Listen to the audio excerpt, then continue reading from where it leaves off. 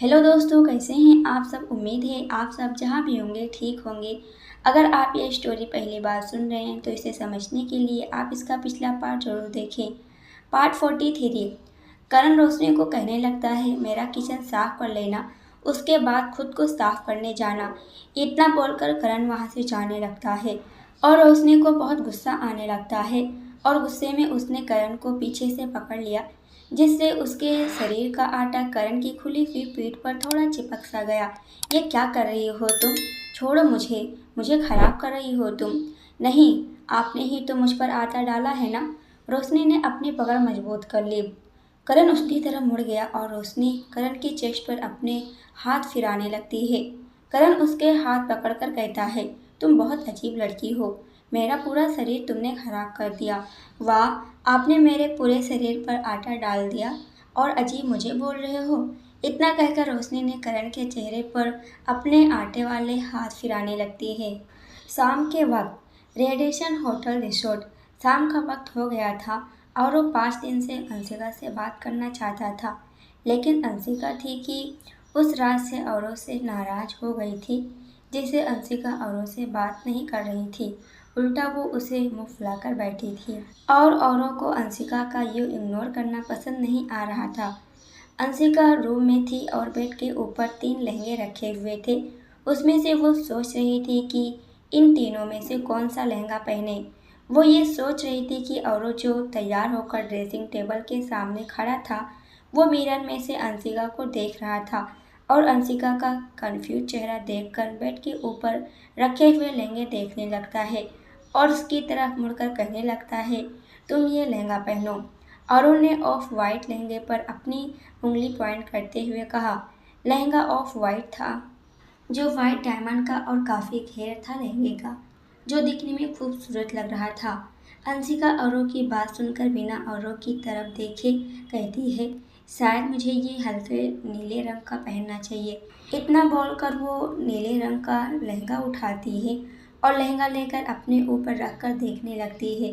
औरों को अंशिका पर गुस्सा तो आ रहा था, पर उसने कुछ कहा नहीं और अंशिका वो लहंगा सेलेक्ट करके अपना मेकअप कराने के लिए दूसरे रूम में चली जाती है, जहां 2 ब्यूटिशियन उसका वेट कर रही थी। और वो अंशिका के जाने के बाद अपने दोनों हाथ बांधकर कहने लगता है, यह अंशिका भी ना, अब मुझे ही कुछ करना होगा, उसे मनाना तो पड़ेगा। थोड़ी देर रुककर औरों कहने लगता है, और वैसे भी अंशिका की इसमें क्या गलती है जो मैं उससे दूर रह रहा हूँ। उसने मेरा काफ़ी इंतज़ार किया है और मेरे लिए काफ़ी कुछ किया है, तो अब मुझे उसके साथ आगे बढ़ना चाहिए। औरों के इतना बोलते वक्त उसके चेहरे के भाव उदासी से भर गए थे, लेकिन अगले ही पल उसने अंशिका के बारे में सोचा और फिर खुद से शिकायत करते हुए कहने लगता है, ओ ये अंशिका भी ना। इतना बोलकर औरों ने अपना फ़ोन लिया और कमरे से बाहर चला गया। मोहित तैयार होकर रूम से बाहर चला गया था। कमरे में मधु थी। उसने गोल्डन कलर का भारी लहंगा पहना था।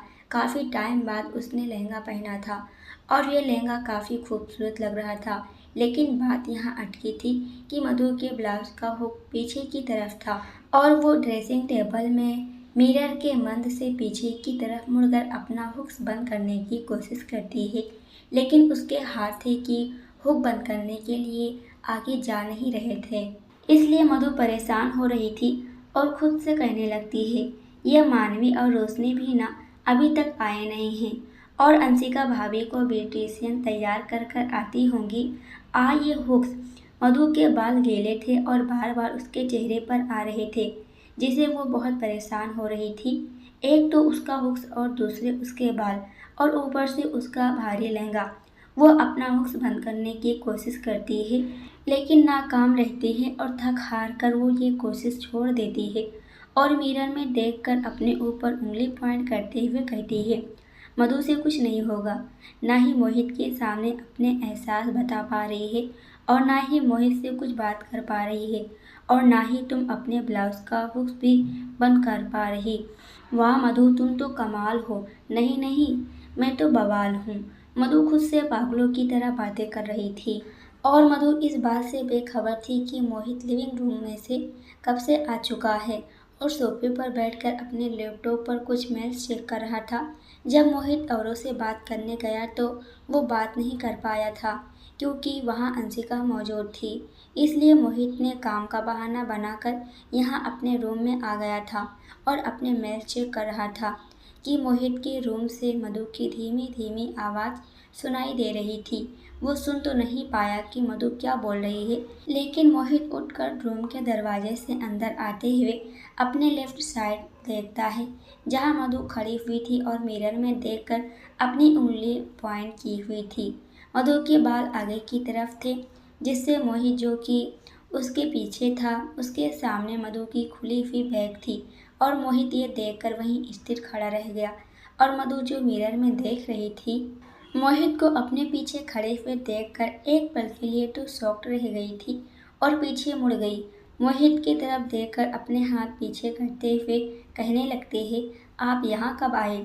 मोहित मधु की आवाज़ सुनकर इधर उधर देखते हुए कहने लगता है, ये तुम्हारे अकेले का कमरा नहीं बुक हुआ, ये मेरा भी है। मधु मोहित को क्या ही कहती। मोहित ने जवाब ही कुछ ऐसा ही दिया था और मधु की बोलती बंद हो गई। मोहित अपनी नजरें हटा पाता इससे पहले उसकी नज़र मिरर पर जा टिकी, जो मधु की खुली हुई बैग साफ साफ दिख रही थी। मधु इधर उधर देख रही थी और चौड़ नजरों से मोहित को देखने की कोशिश करती है कि मोहित यहाँ से चला जाए ताकि वो अपना ब्लाउज का हुक बंद कर सके, लेकिन वो मोहित की नज़रें अपने ऊपर नोटिस कर सकती थी, जिससे उसने मोहित की तरफ देखा जो मिरर में देख रहा था। ये देखकर मधु थोड़ी खिसक गई और दीवार से जा टिकी और मोहित उसकी तरफ ही देख रहा था।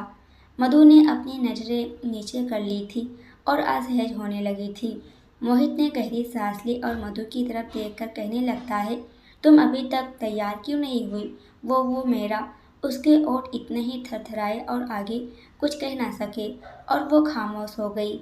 मोहित मधु को गौर से देखने लगता है। मधु ने लहंगा पहना हुआ था, जिसे उसका पेट दिख रहा था और वो अपने दोनों हाथ पीछे करके खड़ी थी। मोहित कुछ सोचते हुए उसकी तरफ बढ़ गया और मधु मोहित को अपनी ओर आते हुए महसूस कर उसका दिल जोरों से धड़कने लगा था। हे भगवान, ये मोहित मेरी तरफ क्यों आ रहे हैं? वो अपने पैर पीछे लेने की कोशिश कर रही थी, लेकिन ले नहीं पा रही थी क्योंकि पीछे दीवार थी और वो नाकाम कोशिश बार बार कर रही थी। और मोहित उसके काफ़ी करीब आ गया था और एक नज़र मधु की तरफ देखकर कहने लगता है, क्या मैं तुम्हारी मदद कर सकता हूँ? क्या मधु ना समझी में मोहित की तरफ देखने लगती है और मोहित मधु के जवाब का इंतजार करने लगता है, लेकिन हमेशा की तरह मधु ने जवाब देने की कोई प्रतिक्रिया नहीं दिखाई, जिसे इस बार मोहित ने उसकी बाँह पकड़ी और मिरर के सामने ले जाकर खड़ा कर देता है और उसे घुमाकर मिरर की तरफ मधु का चेहरा कर देता है, जिससे मधु की पीठ मोहित की तरफ थी। मधु तो कुछ रिएक्ट नहीं कर पा रही थी और मोहित मधु के बैग की तरफ देखने लगता है, जो मधु ने अपने हाथ से कवर किए हुए थे। मोहित ने अपने हाथ आगे बढ़ाकर उसके हाथ हटाए, जिसे महसूस करते ही मधु ने अपनी आंखें बंद कर ली और मोहित ने अपने हाथों से उसके ब्लाउज के हुक बंद करने लगता है। बीच बीच में मोहित की उंगलियां उसकी पीठ को टच कर रही थी, जिससे मधु सहर उठती और आगे की तरफ जाने की कोशिश करने लगती। और यह एहसास मोहित से छुपे नहीं थे, क्योंकि उसके दिल में भी यही एहसास आ रही थी, जिसे उसकी सांसें गहरी हो चली थी। बड़ी मुश्किल से मोहित ने अपने आप को संभाले हुए था और मधु ने तो अपनी आंखें कसकर बंद कर ली थी। करती भी क्यों ना, उसका प्यार जो उसके इतने करीब था। मोहित ने हुक्स बंद करने के बाद फिर ब्लाउज की डोर को बांधने लगा, तब भी उसकी उंगलियां मधु के शरीर को छू रही थी और जाने अनजाने में मोहित ने अपनी नज़रें मधु की बैग से हटाकर फेरनी चाही तो उसकी नज़रें मिरर पर जा टिकी, जो मधु ने अपनी आंखें बंद की हुई थी, जिसे देखकर अब मोहित को अपने दबे एहसास छुपा पाना मुश्किल हो रहा था और उसने ब्लाउज की डोर बांधी हुई थी।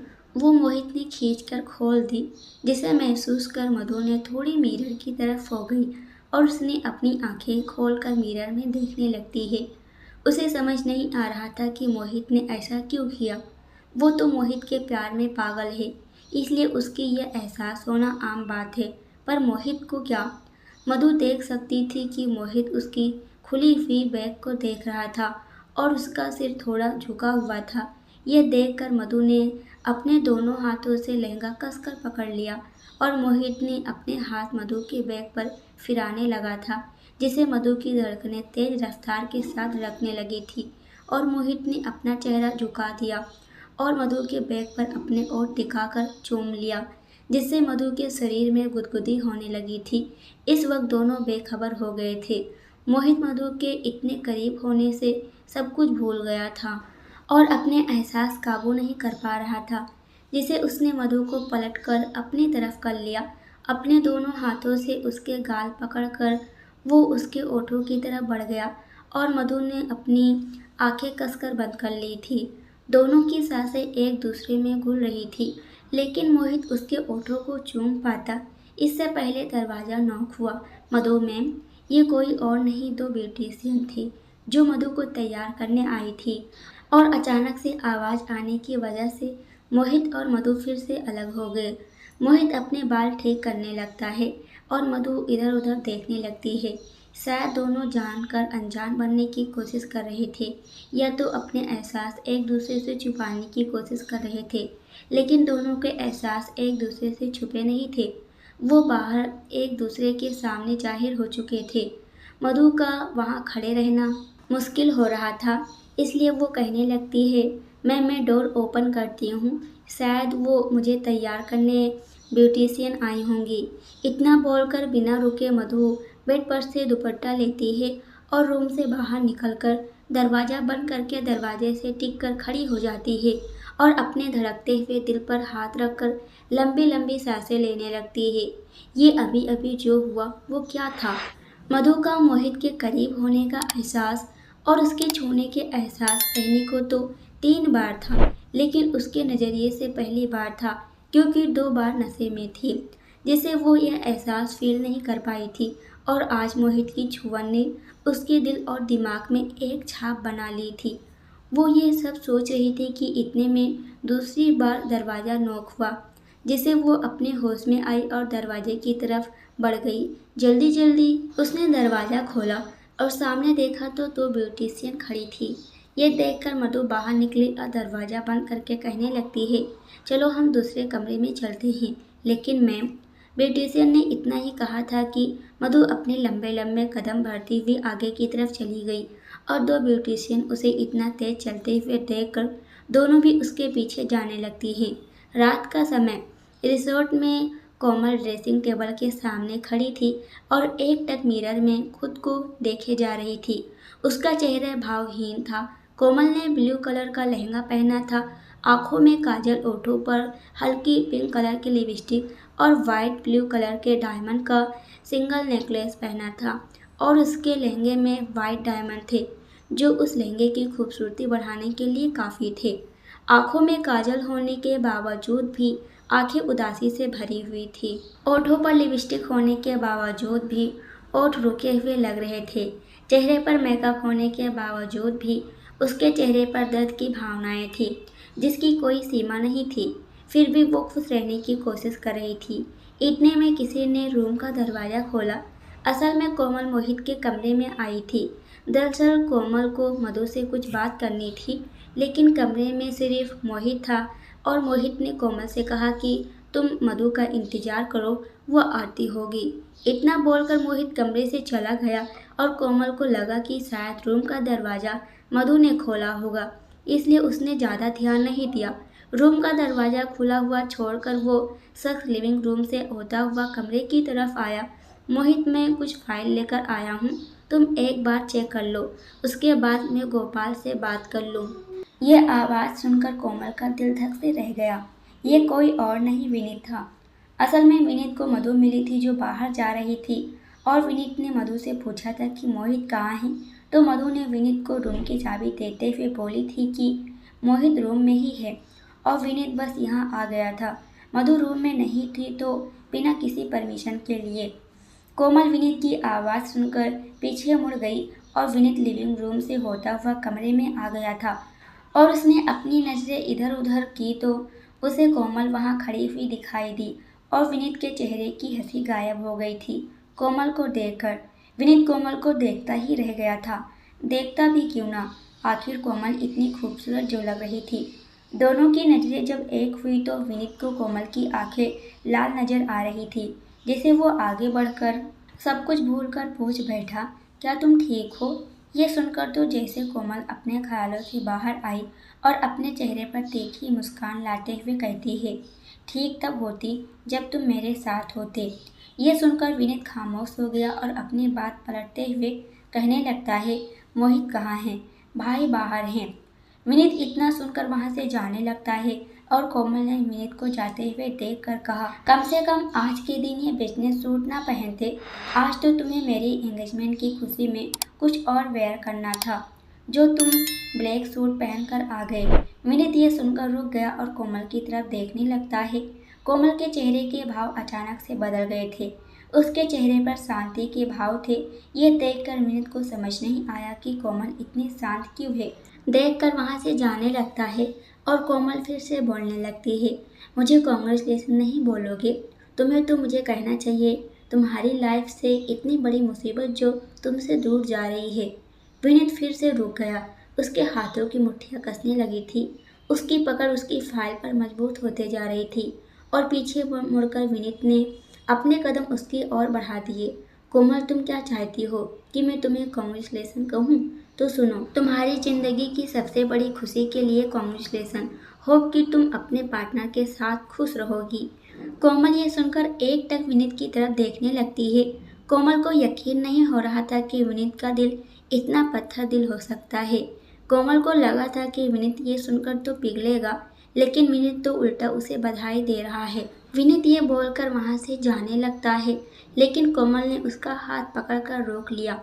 विनीत अपना हाथ छुड़ा पाता इससे पहले उसे सुनाई दिया, मैं तुम्हारे बिना कैसे रहूंगी। इतना बोलकर कोमल के आंसू लगातार बह रहे थे और वो विनीत का हाथ छोड़कर पीछे से विनीत से लिपट गई और रोते हुए कहने लगती है, मैं किसी और की नहीं, मैं तो सिर्फ तुम्हारी होना चाहती हूँ। विनीत का दिल कोमल की बात सुनकर पिघलने लगा था। उसका कोट कोमल के आंसुओं से भीग रहा था। विनीत ने अपनी आंखें बंद कर ली थी। उसकी फाइल उसके हाथ से छूटकर नीचे फर्श पर गिर गई थी और गहरी सांस लेकर कोमल की तरफ मुड़ गया। कोमल की आंखें नम थी और नीचे की तरफ झुकी हुई थी। ये देखकर विनीत का दिल बेचैन हो गया और उसने कोमल के गालों को अपने हाथों में भरकर कहने लगता है, कोमल, एक बार तुम्हारी शादी हो जाएगी तो तुम्हें अपने आप उस शख्स से प्यार हो जाएगा जिससे तुम शादी करने वाली हो। ये सुनकर तो मानो कोमल बौखला सी गई और उसने एक झटके से विनीत के हाथ अपने गालों से हटाए और चिल्लाते हुए कहने लगती है, सच में तुम्हारा दिल पत्थर है। तुम मेरे प्यार के नहीं, किसी के भी प्यार के लायक नहीं हो। तुमसे तो बेहतर वो लोग होते हैं जो अपने प्यार के लिए किसी भी हद तक चले जाते हैं, लेकिन तुम तो मेरे भाई और फैमिली की वजह से मेरे प्यार को ठुकरा रहे हो। सच में तुम एक बेचारे हो जो हर किसी का सोचते हो। एक सांस में बोलते वक्त कोमल की सांसें फूलने लगी थी और उसकी आंसू लगातार उसके गालों को भिगा रहे थे और वो लंबी लंबी सांसें लेते हुए कहने लगती है, अगर तुम अपने लिए कुछ नहीं सोच सकते तो तुम किसी के काम के नहीं हो।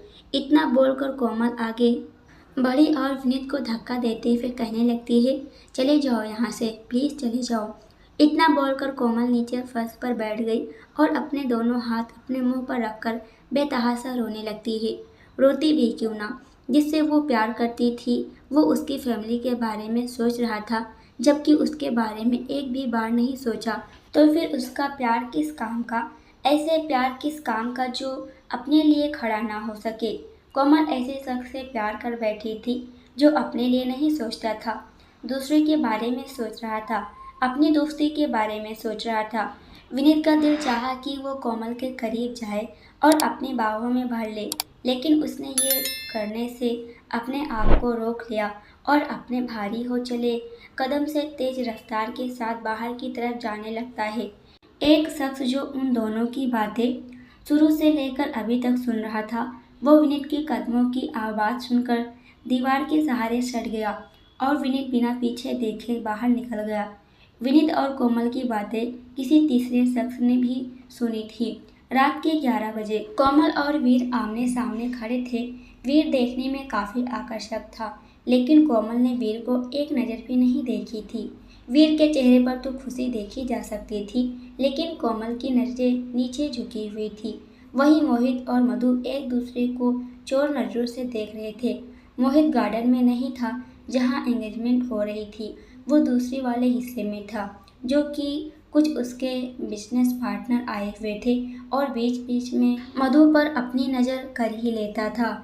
और मधु मानवी रोशनी उन सबके बीच में थी। कोमल की दोस्ती मानवी रोशनी से मधु के बर्थडे वाली रात को हो गई थी, जिससे दोनों को भी इनवाइट किया गया था। और करण मधु का भाई था, तो जाहिर सी बात थी उसका यहाँ आना। मधु का चेहरा ये बयां कर रहा था कि वो खुश भी थी और किसी बात को लेकर उदास भी दिखाई दे रही थी। लेकिन मोहित को लेकर वो एक बात समझ नहीं पा रही थी कि मोहित चाहता क्या है, क्योंकि मोहित ने अभी अभी जो कमरे में किया वो तो कोई इंसान ऐसे तो नहीं कर सकता। तो क्या मोहित मेरे साथ अपना रिश्ता आगे बढ़ाना चाहते हैं? वहीं मोहित अपने डीलर से बात कर रहा था। मैं अभी बिजनेस के सिलसिले में कहीं बाहर नहीं जा सकता। Sorry mister Singhania. असल में मोहित के साथ मिस्टर सिंघानिया पार्टनरशिप करना चाहते थे, इसलिए वो मोहित को इंदौर में आने के लिए सजेस्ट किया। लेकिन मोहित ने उनके सामने ही उनका ये सजेशन ठुकरा दिया था, जिससे उनका चेहरा थोड़ा उदास हो गया था। कि तभी मोहित ने कुछ सोचते हुए अपनी नॉर्मल ड्रिंक का एक सिप लिया और एक पल में उसने अपना फैसला बदल दिया। ठीक है, मैं आपकी बात पर सहमत हूँ, लेकिन मुझे कुछ वक्त चाहिए। मिस्टर सिंघानिया के चेहरे पर मुस्कान बिखर गई और उन्होंने खुश होते हुए कहा, आपको जितना वक्त लगाना है आप ले लीजिए, लेकिन मुझे पार्टनरशिप करने के लिए हाँ कर दीजिए। सॉरी मिस्टर सिंघानिया, लेकिन मैं जोश में आकर ये फैसला इतनी जल्दी नहीं ले सकता, इसलिए मुझे थोड़ा वक्त दीजिए। मोहित ने इतना कहा और मिस्टर सिंघानिया पहले से जानते थे कि मोहित का बिहेवियर हमेशा से ऐसा ही है। असल में मिस्टर सिंघानिया को अभी पर्सनल सपोर्ट की ज़रूरत थी, इसलिए वो चाहते थे कि वो मोहित को अपना पार्टनर बनाएं, ताकि उनकी कंपनी इंदौर में ऊंचाई तक पहुंचे। और ये वो समझ गए थे कि मोहित का ये कहना मतलब उनका काम हो जाएगा, क्योंकि मोहित अपने काम को काफ़ी सीरियस लेता है और अगर वो एक बार बात कर दे तो उसकी बात पत्थर की लकीर के बराबर थी। विनीत तो जैसे अपनी दुनिया में कहीं गुम था। वो करण के पास बैठा हुआ था और करण के हाथ में भी वाइन का ग्लास था, तो विनीत के हाथ में भी। दोनों सोफे पर बैठे हुए थे और विनीत कोमल को देख रहा था, जो वीर के बगल में बैठी हुई थी, और वीर ने अपना हाथ कोमल के हाथ में रखा था। ये देखकर विनीत के हाथ ग्लास पर मजबूत होते जा रहे थे और उसने गहरी सांस लेते हुए करण की तरफ देखकर एक बात कही, करण मुझे एक बात बताओ कि एक तरफ अपनी दोस्ती हो और दूसरी तरफ तुम्हारा प्यार, तो तुम किसे चुनोगे? करण इस बात पर मुस्कुराया और अपने वाइन पीते हुए कहने लगता है, वो दोस्ती ही किस काम की जो हमारे प्यार और दोस्ती में से किसी एक को चुनने पर मजबूर कर दे, और वो प्यार ही क्या जो हमें आसानी से मिल जाए। मैं तुम्हारी बात समझा नहीं कि तुम कहना क्या चाहते हो, विनीत ने नासमझी में कहा। करण गहरी सांस लेते हुए कहने लगता है, मतलब ये कि दोस्ती एक तरफ है और प्यार एक तरफ है। ये दोनों ऐसे रिश्ते हैं जिसे हम कभी खोना नहीं चाहते, कभी चाहकर भी नहीं। दोस्ती को एक मजबूत डोर से बांध कर रखना चाहिए, तो वहीं प्यार को अपने साथ लेकर चलना चाहिए। उसके बाद कभी ना तो दोस्त को चुनना पड़ेगा और ना ही तो प्यार को, और किसी एक को चुनने की नौबत नहीं आएगी। विनीत इस बात पर मुस्कुराया और अपना दर्द छुपाकर बात पलटते हुए कहने लगता है, वैसे तुम बताओ कि अगर तुम्हारा प्यार तुमसे दूर चला जाए तो तुम क्या करोगे? मैं अपने प्यार को अपने से दूर कभी जाने नहीं दूंगा, फिर वो लड़की खुद क्यों ना मुझसे दूर जाना चाहे, फिर भी नहीं। ये बोलते वक्त करण के चेहरे पर गंभीर भाव थे। विनीत उसकी ये बात सुनकर कहने लगता है, सच में तुम्हारा सोचने का नज़रिया अलग है। करण इस बार कुछ नहीं कहता। करण का सोचने का नज़रिया सच में बहुत अलग था, इसीलिए तो वो बिजनेस की दुनिया में अपनी अलग पहचान से जाना जाता है। करण दिल के हालातों में मजबूर होने वाला इंसान नहीं है, बल्कि दिमाग से खेलने वाला इंसान है। जो उसे पसंद आए तो वो अपने से कभी दूर नहीं जाने देता। अगर वो ठान ले कि वो चीज़ उसकी है, तो फिर उसे पाने के लिए कोई रोक नहीं सकता। यही पहचान करण की अलग थी। करण बिजनेस की दुनिया में काफ़ी कठोर है। अगर कोई उससे धोखाधड़ी करने के बारे में सोचता भी है तो वो उसे साथ में आसमान से लेकर नीचे ज़मीन पर गिराने की बात करता है। फिर वो धोखेबाज इंसान उसे माफ़ी भी क्यों ना मांग ले। लेकिन करण अपनी बातों से पीछे हटने वालों में से नहीं है। वो इतना दयालु तो नहीं है। बस यही पहचान से करण इतना आगे है। होता भी क्यों ना। आखिर दिव्या सक्सेना का जो बेटा है। मधु के हाथों में गुलाब थे और वो उस गुलाब को देखते हुए कुछ गहरी सोच में कहीं गुम थी और अपने कदम आगे बढ़ते हुए जा रही थी और उसे इस बात का अंदाज़ा ना रहा कि सामने से एक शख्स आ रहा है और वो उस शख्स से टकरा गई और गिरने वाली थी कि उस शख्स ने अपने दोनों हाथ मधु की कमर पर रख दिए और मोहित थोड़ी दूर पर से मधु को देख रहा था और उस शख्स से टकराते हुए देख वो आगे बढ़ा, लेकिन वो मधु के पास जा पाता इससे पहले मधु को वो शख्स ने थाम लिया था। ये देखकर मोहित अपनी जगह पर खड़ा रह गया। मधु के हाथ से वो सारे गुलाब नीचे घास पर गिर गए थे और वो शख्स ने मधु को अपने बाहों में ऐसे पकड़ा था जैसे कि वो मधु को अपनी बाहों से आज़ाद ना करना चाहता हो। ये कोई और नहीं बल्कि वीर था। वीर के हाथ मधु की खुली हुई पीठ पर थे और उसके चेहरे पर एक सातिर मुस्कान थी और अपनी गहरी निगाहों से मधु को देख रहा था। मधु वीर से दूर होकर कहती है, सॉरी, मैंने आपको देखा नहीं था और आपसे टकरा गई। वीर ये सुनकर कहने लगता है, कोई बात नहीं, अगर आप देखकर चलती तो टकराती नहीं और फिर मेरी बाहों में कैसे गिरती। सॉरी, आपकी बात मैं समझी नहीं। मधु ने ना समझी में बोली। वीर मुस्कुराकर कहने लगता है, कुछ नहीं मधु जी। इतना बोलकर वीर नीचे घास की ओर देखने लगता है जहाँ गुलाब गिरे हुए थे। दोस्तों, आज के लिए इतना ही। इसके आगे क्या होगा यह हम अगली वीडियो में देखेंगे। जब तक ये देखें, वीडियो पसंद आए तो वीडियो को लाइक और कमेंट जरूर कीजिएगा।